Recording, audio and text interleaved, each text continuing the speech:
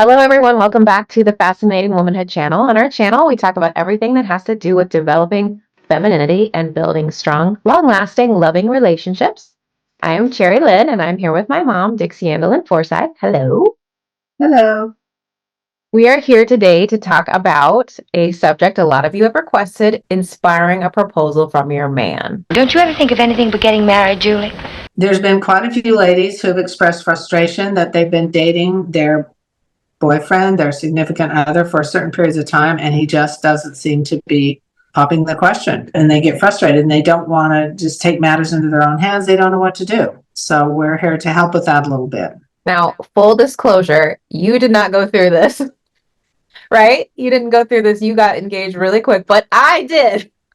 Okay, but I still was ready to marry him before he proposed, but it wasn't like it went on for a long time. So you can identify with a feeling of, shall we say, desperation a little bit, feeling a little bit anxious. Does he love me? Yeah, does he love me? I know I want to marry him, but I don't know whether he wants to marry me. Yeah, those are all the same feelings. And I went through this for quite a while. So I can definitely identify and empathize with the ladies out there that are really hoping it happens soon. You've spent all this time with this man, or you really want to build a life together. I can especially empathize with the ones that are maybe a little bit older and they really want to get started on their building their life together. And he hasn't proposed yet. Marriage isn't something you can force. You've just got to wait for it to happen. Why do you think this is so common? I think it's common because it's not like it used to be easy in every other period of time. That's not really fair because we didn't live then, but it's expensive to get married. It takes quite a commitment, and men tend to be less in touch with their feelings as quickly as women. And sometimes, like for Bob and probably for your husband, they had to figure out how they were going to do it, and they're not going to talk about it. Now, before we jump into today's video, because we have a lot of things we want to discuss, and we just want to emphasize the word inspiring him to propose versus getting him to propose.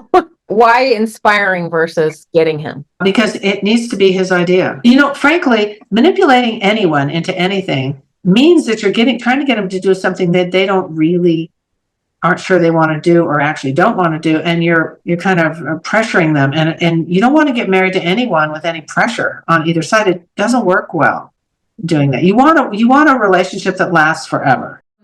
So we're going to talk today about the 5 ways you can inspire him to propose based on Fascinating Womanhood principles. All of this is in Dixie's book, Fascinating Womanhood for the Timeless Woman. I think some of this might even be in Fascinating Girl. We just wanted to have a lengthier conversation about it because when you're reading a book, sometimes you want to have that conversational part that goes along with it. So this is kind of a companion to that section in your book. We're also going to talk about no-nos, which is try to avoid these things. And then we're also going to talk about red flags. He may not be proposing because there's something that you're missing about him. That you're not going to like. Just a great big lie. Of course he's married. Number 1, you need to make yourself indispensable to his life. Yeah, what's an example of making yourself indispensable to his life? When you are his biggest fan, when you validate him on a regular basis, when you believe in him, when you are his friend, his best friend. I wouldn't dream of seeing anybody but you. You may cook for him, you may empathize, listen to him. He can get to the point where he thinks, I can't imagine my life without that in my life. Can you imagine having your closest, dearest friend not in your life anymore? And we're talking about a friend in a sense of your heart too, your romantic heart as well as your emotional heart. That's the kind of relationship you want to develop with him, where he cannot imagine not going to you when he is happy, when he is sad. Is it fair to say that this one might take some time? It depends. I mean, for Bob and I, it was like 3 months because he was ready, and we spent we were in college, we spent every spare moment we could together, and we just really clicked. But for some people, it might take longer, especially if they've had previous relationship or marriages where there's maybe some wounds and things that you have to try and get over, where you become, so you're not quite as sure because you lost a little bit of that confidence. It may take a little longer, it may not. How do you know if you have accomplished this? What are some signs that you're indispensable to him, other than a proposal, of course, which would be great. Maybe a little difficult to tell whether you are dispensable. I think it's something that's quite nonverbal that you feel. emotionally, spiritually with a person. When you're having a really deep, close conversation with someone, you can feel the closeness. There's not an answer that is so obviously verbal that you can write it out on a list. It's becoming aware of feelings in the relationship you have between them. And you will know when you've connected on that level. If the level you've connected on is mostly physical, it's going to be a lot harder to know. Right. Okay, the second one is probably the most talked about topic. It's you're giving him husband privileges. What does that mean? You're doing everything you do when you're married, only you're not. They're having dinner at 8 o'clock, and who knows what by 9. You know, you're living together, you're sleeping together. What motivation does he have to marry when he has everything without it? Now, some people disagree with that and say, oh, you shouldn't get married so you can sleep together. It isn't just that. It's even, some ladies think, well, in Fascinating Womanhood, we talk about trusting him and everything. You don't owe that kind of trust to someone you're dating. You owe it to the person that you marry. Doing, kind of letting him lead, for example. That's a husband privilege thing, not a dating privilege. But particularly physical intimacy, sex drive is strong in women, but it's often very strong in men. And if a man has all of his needs met, why would he take that other step and get married? That's where women are the gatekeepers of civilization. We instinctively want that intact family unit where there's that security. And you're not like, well, just see how long this lasts. And if I find somebody else, then we'll go on to that. Women instinctively, more of us want to go to that. And it's not like men are bad or anything like that, but don't give them everything. And then they have no motivation. Why should they? They can say, oh, I'll get around to it one day. So instead of turning this into a topic about whether or not you should move in or sleep together before you're married, I think it's important to point out that Fascinating Womanhood doesn't say don't do those things. We say you're entering a high risk situation. I think that's very high risk, because there are a lot of ladies out there that disagree with this. And I think that's where we just want to say we're not shaming anybody or putting you down, saying what you're doing is a high risk choice. And I guess with that said, what would you say to the ladies? What's your advice for the ones that have already gone down this path with their soon to be hopefully fiancés? What do they do now? That's an individual basis thing. There isn't just one answer for everybody. Look, Bob's had patients over the years, lots of them. I'm talking lots.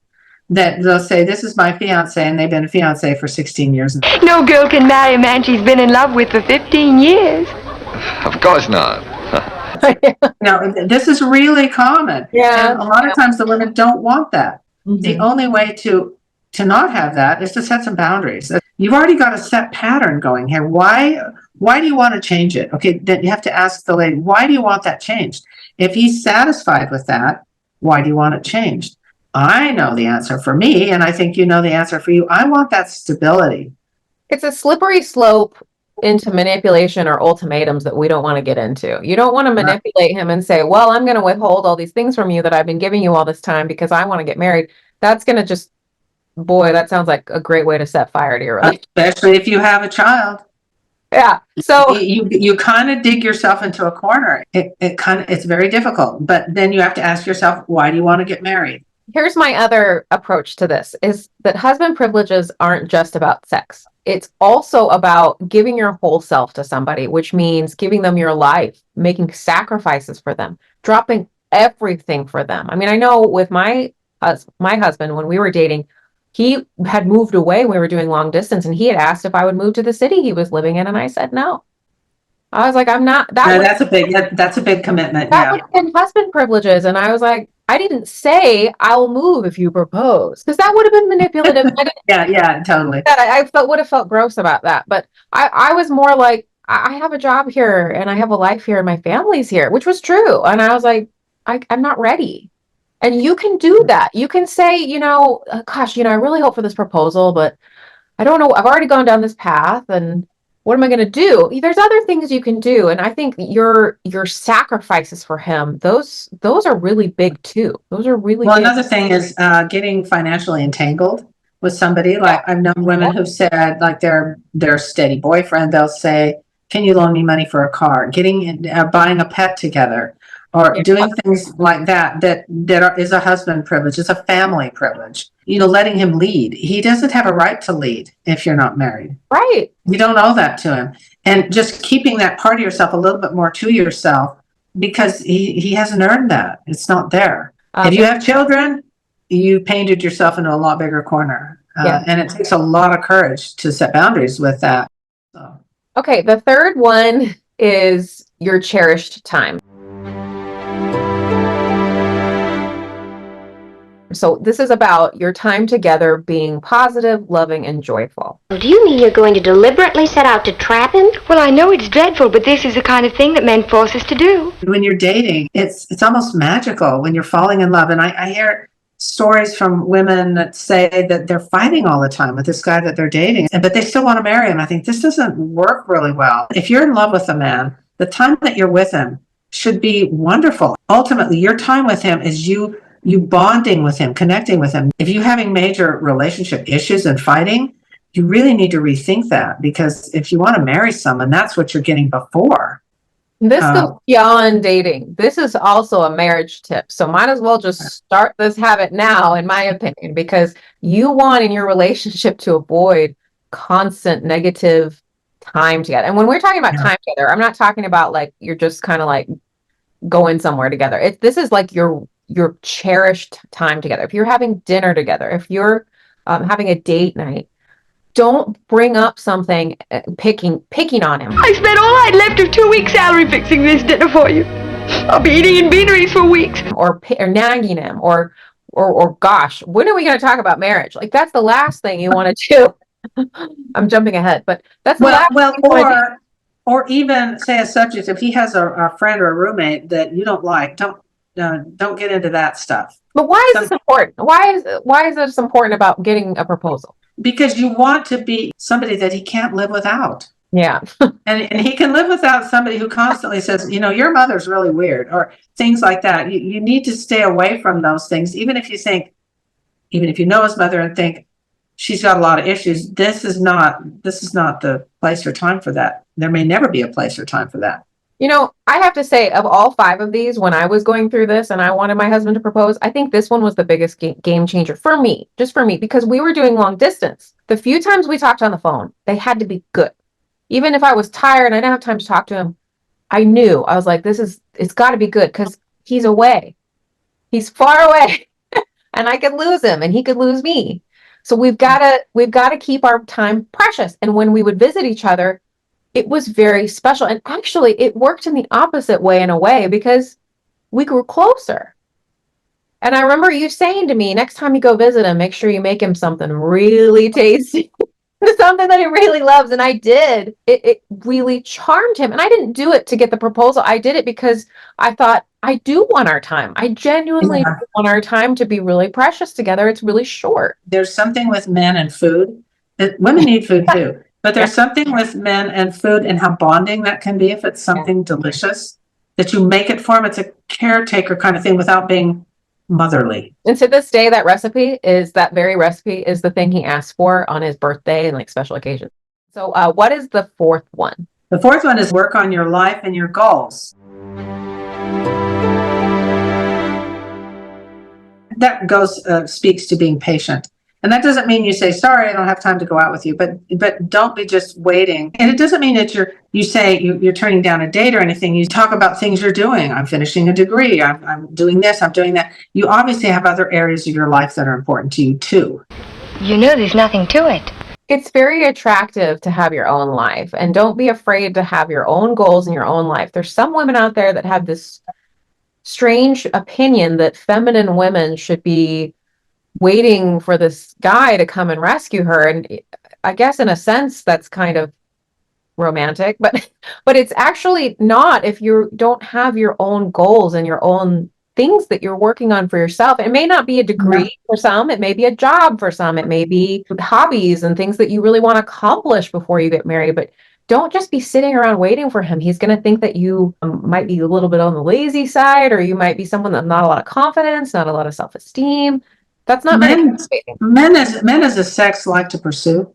I'm a villain just because I have a normal, natural, intelligent desire to choose my own wife. And if you're more attractive, if they have to do a little pursuing, courting, they want to be able to court you. Be patient is the bottom line on that one. Okay, so the fifth one is dig deeper in your understanding of him and why he may not be ready. So this is important because the reason he's not asking is because you don't really understand how he's thinking. Why don't you tell me all about yourself? Nice little intimate things that you've never told anyone else.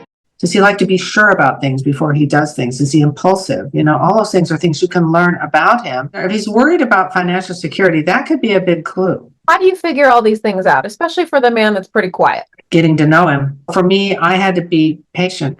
Understanding him partly involves recognizes his sincerity. I knew that he was sincere. I knew he wasn't playing around with me. Mm-hmm. So understanding that alone helped me hang on until he was ready. And I didn't know it was about money. I just was dumb. I didn't think about it. I think this one requires quite a bit of humility and able to stop thinking so much about how you feel and try your hardest to figure out how he feels and what's going on with him. He may not want to propose yet because he's just frightened. I know that sounds kind of silly and insignificant, but he just might be a little frightened and he hasn't gotten up the nerve. It may not be about money. It may be about something with your family and he doesn't feel welcome. There's 1,000 things that could be hesitating him, and maybe he's thinking about it. And I think so many times us ladies, we think to ourselves, he's not interested because he hasn't asked me. Well, he might be really, really interested. He's just, there's so many personalities of men out there, and women can sometimes intimidate men. I mean, gosh, think about it. Think about it. How much courage it takes to propose to a woman. I'm glad I didn't have to do it. I'm so glad I didn't have to do that. Yeah. And it takes, I mean, gosh, most men get a ring and they have to think, oh my gosh, I might have to return this if she says no. That takes a lot of courage. And I think that's where, to me, this one is about all of those things and saying, oh, no, I feel so hopeless. I feel so impatient. I feel like he's taking me for granted. And maybe he is. We'll get into that with the red flags. But the good guy might just be trying to figure it out. I know that sounds silly to us because we're like, we already figured it out, but he might be trying to figure it out. And I told my husband, hey, if we get married, I don't even care about diamonds. I'll take, like a little gem or something that's inexpensive. And he didn't say anything. Well, I found out later, he thought that was silly. He thought that was beneath him. He wanted me to have this ring. And I thought, oh, I didn't know that at the time. So you just never know, I guess, is what this one's about. Really dig into what's going on with him because you may be so surprised at what's holding him back. And when you want to understand him, don't bluntly ask the questions. Right. What are you afraid of? Why are you? What's taking you so long? You don't want to do that. No, don't want to do that. Now that we've gone over the 5, let's go into the no-nos, and we'll just go over these quickly because I'm pretty sure you all know what they mean. Don't say, why aren't we getting married? Why haven't you proposed yet? It sounds so eager. Just don't do it. It's so beneath you. Don't say, if you don't propose by next summer, I'm out of here. Like ultimatum. That's an ultimatum. Ultimatums are no good.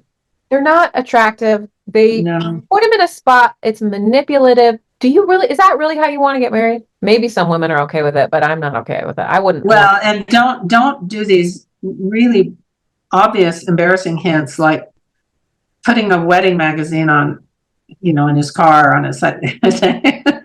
No desperation hints. Every girl should be married, which is something you probably already know.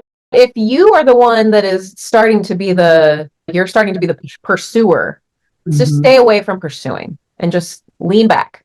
It's a turn off. Let him lead. The other one was just don't bring it up. Just don't bring up marriage. Just do not bring it up. Just don't. I'll say, speaking of marriage, okay, then we're going to go through the red flags. Now, what do we mean by red flags? If he's not as sincere as you think he is, there may be red flags to why he isn't proposing, such as, is he dating several women at once? I like marriage. My wives didn't, but I do. Maybe he's not as sincere as you may think he is. We have to go over the possibility. I'm sure those of you that are watching, your guys are great, but we have to go over the possibility because there are bad men out there that take advantage. He might be not committed and he might not be the right person for you. So that would include what you just said. That was one of them, dating multiple, no, married. You said married, right? Married? Oh, dating several women at once. Oh, dating several women. Okay, so if you're serious and you're committed and then you find out he's dating, that's a problem. But you brought up something important. What if he's already married? If he's already married, that's a definite. And he's not going to be proposing. So. I don't even know why we have to say it. That's a little bit of a problem. Well, because you may not know he is. You know, he may not have told you. Another one is he just isn't interested in marriage at all. He just is like, nope, I don't believe in marriage. If you want to get married and he doesn't, that's a big, I mean, if you're both okay with it, that's one thing. But if you want it and he doesn't, that's a red flag. Like he's saying, oh, we can just buy a house together. We'll talk about marriage later. It's like, uh-oh. Yeah, that's a major red flag. Yeah. We'll buy a house together, but he doesn't want to get married. He doesn't want to talk about it. That's a little bit weird. I would watch out. It doesn't necessarily mean he's bad. It just maybe means look into that because. Yeah, look into it. Check into it further. Another one is he's secretive about his day-to-day routines. He hides things from you. Yeah, things that he shouldn't hide. It's not like he's an attorney and has to keep client privileges and isn't telling you about that. But it's more like things that he should be telling you that he's not. Like he disappeared for the weekend and he's vague about where he went. Like, yeah. Another one is he hasn't introduced you to any of his good friends or his family. He doesn't plan on it. And maybe he doesn't have any, which is also a red flag. Sometimes a guy's family or friends don't think much of him. So he's not going to introduce you to him. He may have a bad relationship with him or doesn't have any friends. Those are things you need to know. Well, if you're getting serious with somebody and they still say, I'm not ready to meet my parents yet, or something like you won't like them or they won't like you or something like that, that's a red flag. Again, remember, red flags mean check further. Doesn't mean dump him. It may be that you need to go back to number 5. You need to learn more about him. It may be that you need to say, well, maybe he has a really bad relationship with his parents, or maybe they are kind of toxic, but then he needs to share some of that with you. Like let's say his parents are both in prison for he can say, well, I this is what's going on with my family and it's embarrassing for me. So why if he doesn't even tell you anything, that's secretive and it doesn't work good. Yeah, it just might cause problems later. So you just don't want to ignore it. And then the last one is he doesn't respect your boundaries regularly. We've had a lot of women say, well, he'll say to me he wants sleeping privileges. And they says, if you love me, you'll do this. That's a major red flag. Or I'll break up. He will break up with me if I don't sleep with him. Whatever. Everybody has a different boundary that works for them. And if he doesn't respect yours, it doesn't mean that he is a bad guy, but it might mean that he's a bad guy. You need to look into that some more because a gentleman, a good man will respect your boundaries, but you need to be clear about your boundaries as well. You can't go wishy-washy back and forth with all your boundaries. He's going to get confused. So making sure you have those boundaries, but that he still doesn't respect them, that's a problem. If he doesn't respect it now, what won't he respect later? Yikes. There's things that women can do to inspire a proposal in a man. And some of it involves patience, some of it involves understanding, and it definitely involves not pushing. Okay, so that's our list. But before we the video, I want to ask you, what do you think about the female proposing to the woman proposing to the guy? I still think most men are a little more traditional than that. It depends. If he's super shy and it's she can tell he wants to, but he's scared. There might be exceptions, but I still don't see any situations where she should get on her knee with a ring and present it to him. I can't picture that.